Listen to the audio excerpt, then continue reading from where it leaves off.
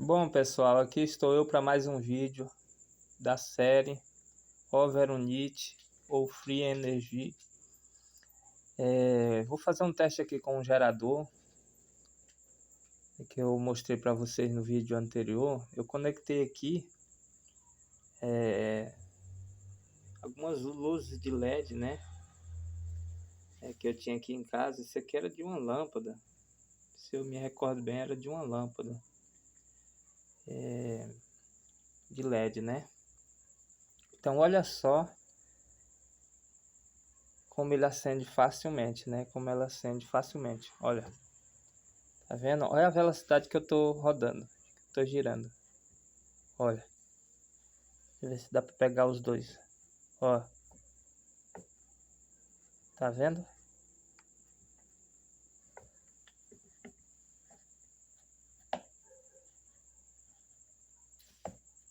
Aproximadamente frequência de 1 Hz, né? Olha só.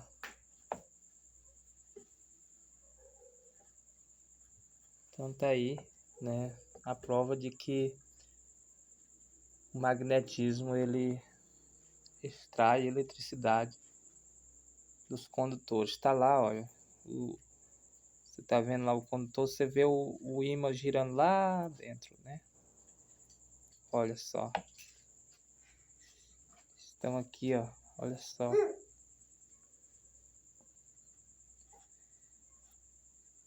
Dá pra ver lá, ó, a velocidade que os ímãs passam em frente às bobinas. Aqui tá uma bobina, aqui tem outra, certo? Aqui tem outra. Então, minha gente, era só para mostrar mesmo na prática, né? Tive um tempinho agora à noite, então decidi mostrar para vocês, né?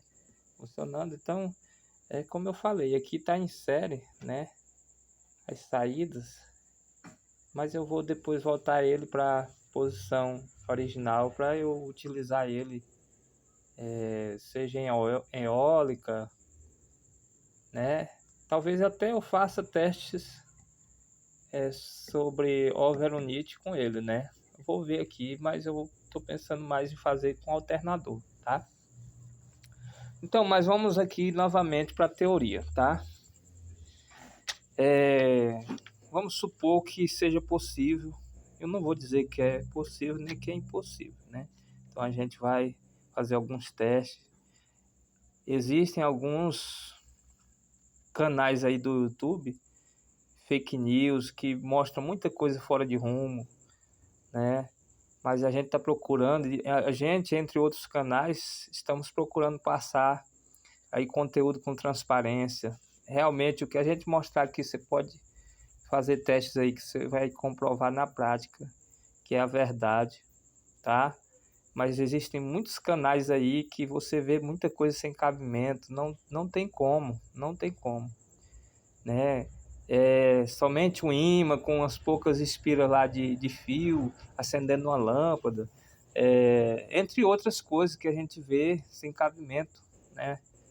Não existe, aquilo ali não existe, né? Por isso que eu estou mostrando aqui na teoria para você entender, e vamos mostrar um pouco de prática também, e aí vocês não serão enganados, né?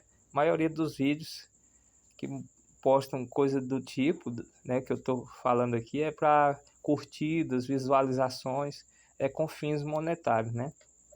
Então, mas voltando aí para a teoria, é muito importante, gente, não ignore a teoria, porque você vai entender, é muito importante você entender isso aqui, como funciona, para a gente depois passar para os testes práticos, tá? Não ignore que isso é muito importante e vai servir muito para você, tá bom? Para o seu crescimento aí profissional, tá? A gente não sabe tudo, mas o que a gente sabe, a gente procura passar, né? E a gente vê aí que tem uns canais honestos aí no YouTube, nosso amigo Dantes, né? Um abraço para ele, não sei se ele vai ver, acredito que sim, ele é inscrito no nosso canal, é nosso amigo Dantes Alves de Santana. Acesse lá, faça uma visita lá, tenho certeza que você vai gostar, tá? O canal do nosso amigo Dantes Alves de Santana, já aprendi muito com ele, é um grande profissional, tá? senhor Licínio Batista, tá? Que tem obtido aí ótimos resultados fazendo teste com esse assunto, né? Esse tema sobre unidade, overunite, né? Inclusive eu vou repetir um teste aqui que ele fez lá com alternador, tá? Licínio Batista. Senhor Édio José, que trabalha com geradores, né? Inscrito aí no canal também, né? Faça uma visita lá, tá? Senhor Velho Pardal, tá? Lá do Nordeste. Deixa eu ver quem mais. O Inventus Tube, né? Que ele fez teste lá, conseguiu um efeito lá que muita gente criticou, né? Falou muita coisa lá, agredindo ele. E eu acompanhei lá alguns vídeos dele, ele conseguiu um efeito lá, que não sei se ele conseguiu depois, mas isso já aconteceu, coisa semelhante aqui comigo. De eu conseguir um efeito e, assim, por acidente, eu fazer uma configuração que eu consegui um efeito que depois eu não sei como eu fiz aquilo, mas já aconteceu comigo, não sei se já aconteceu com alguém aí, né? Mas assim, eu tenho estudado bastante a respeito do assunto e eu falo para vocês aí que antes de vocês falarem qualquer coisa aí nos comentários, dizer que não existe, que vai largar de mão, que criticar, estude bastante, faça teste. Os testes que eu vou fazer aqui, repita aí antes de falar qualquer coisa, tá bom? Porque realmente nós vamos conseguir resultados aqui impressionantes, tá? Nos testes, coisas intrigantes mesmo, certo? Então, mas vamos para mais um pouco de teoria para depois a gente passar para prática. A gente vai fazer teste, né, com esse gerador, com esse outro. Tem outros por ali que a gente vai fazer teste. Tem inclusive motores de esteira que com corrente contínua, né? Que são alternadores, né? Mas a gente vai ver também com gerador de corrente contínua, né? Mas voltando aqui para a teoria, né? Vamos supor que seja possível, né? A sobreunidade, free energy, né? Energia livre. A gente vê na história aí alguns dispositivos, né? Que foram inventados, que supostamente conseguiram, né? Os seus inventores conseguiram resultados incríveis, né? Você pode até pesquisar na internet, tem livros lá, inclusive, que fala de dispositivo de overunit, né, ou free energy. Então você vai encontrar lá vários inventores lá que conseguiram supostos resultados positivos nos seus dispositivos, né? Outro canal que eu aconselho vocês a visitarem é o canal do Patrick Kelly. Ele é muito entendido, né? Ele é muito estudado e ele tem bastante conteúdo lá sobre energia, tá? E eu aconselho você visitar o canal dele, Patrick Kelly, tá? Então, minha gente, vamos supor que seja possível nós obtermos overunit, free energy, né? Energia livre. Quais são os principais desafios, as principais dificuldades em se obter a energia livre, né? Então eu registrei alguns aqui, principais, não vou dizer que são todos, tá? Principais. Atrito é um dos principais, né? Desafios, né? Das principais dificuldades, tá? É um fenômeno que acontece, né? Seja enrolamento, correia, né? Correntes, né? Engrenagem, ou seja, transmissão, né? Então, qualquer forma de transmissão aí, né, vai ter atrito, ainda que seja mínimo, no rolamento, pode ser mínimo, mas tem, né?